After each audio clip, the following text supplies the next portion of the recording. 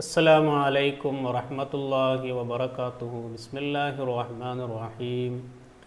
അല്ലാഹുമ്മ സ്വല്ലി അലാ സയ്യിദിനാ മുഹമ്മദ് വഅലാ ആലി സയ്യിദിനാ മുഹമ്മദ്. പ്രിയപ്പെട്ട സുഹൃത്തുക്കളെ, നമ്മുടെ നാടുകളിലൊക്കെ ശക്തമായ മഴ പെയ്തുകൊണ്ടിരിക്കുകയാണ്.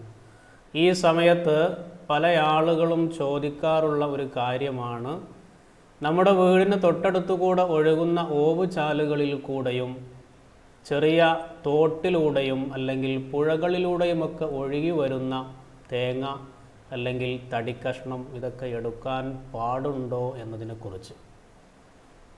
ഒരിക്കലും ഇത്തരം സാധനങ്ങൾ എടുക്കാനോ ഉപയോഗിക്കാനോ ഭക്ഷിക്കാനോ വിൽക്കാനോ ഒന്നും തന്നെ പാടില്ല. കാരണം അതിൻ്റെ യഥാർത്ഥ അവകാശികൾ ആരാണെന്ന് നമുക്കറിയാത്തിടത്തോളം കാലം ആ സാധനം നമുക്ക് ഉപയോഗിക്കൽ ഹറാമാണ്, തെറ്റാണ്. വഴിയിൽ കൂടെ നടന്നു പോകുന്ന സമയത്ത് വഴിയിൽ നിന്ന് എന്തെങ്കിലും ഒരു സാധനം നമുക്ക് കിട്ടിയാൽ, അത് പണമാകട്ടെ മറ്റു പണം പോലെ വാങ്ങാനോ വിൽക്കാനോ കഴിയുന്ന ഒരു വസ്തു കിട്ടിയാലും ഇതുതന്നെയാണ് യഥാർത്ഥ അതിൻ്റെ നിയമം. അതെടുത്താൽ പിന്നെ അതിൻ്റെ ഉത്തരവാദി എടുത്തവനായിരിക്കും. അവൻ ആ വസ്തുവിൻ്റെ ഉടമസ്ഥനെ അന്വേഷിച്ച് കണ്ടെത്തുകയും അദ്ദേഹത്തിന് അത് തിരിച്ചു നൽകുകയുമാണ് ചെയ്യേണ്ടത്. ഇനി അദ്ദേഹത്തെ അന്വേഷിച്ച് കണ്ടെത്താൻ നിങ്ങൾക്ക് ബുദ്ധിമുട്ടാണെങ്കിൽ 40 ദിവസം നിങ്ങൾ അത് പരസ്യം ചെയ്യുക.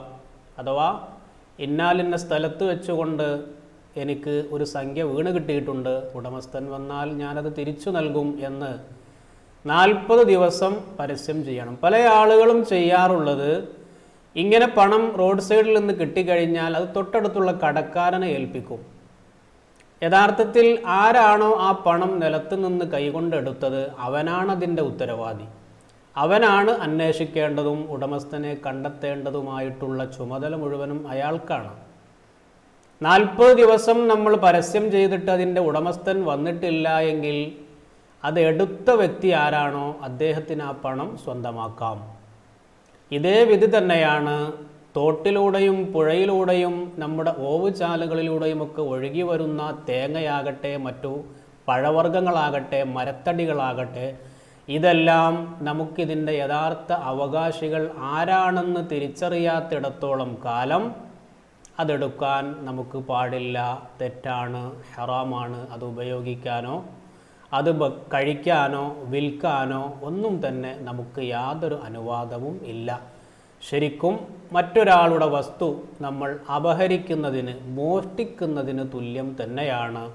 അതുകൊണ്ട് ഈ കാര്യത്തിൽ മുഅ്മിനീങ്ങളായ ആളുകൾ പ്രത്യേകം ജാഗ്രത പുലർത്തണമെന്ന് ഉണർത്തിക്കൊണ്ട് നിർത്തുന്നു. അസ്സലാമു അലൈക്കും വറഹ്മത്തുള്ളാഹി തആല വബറകാതുഹു.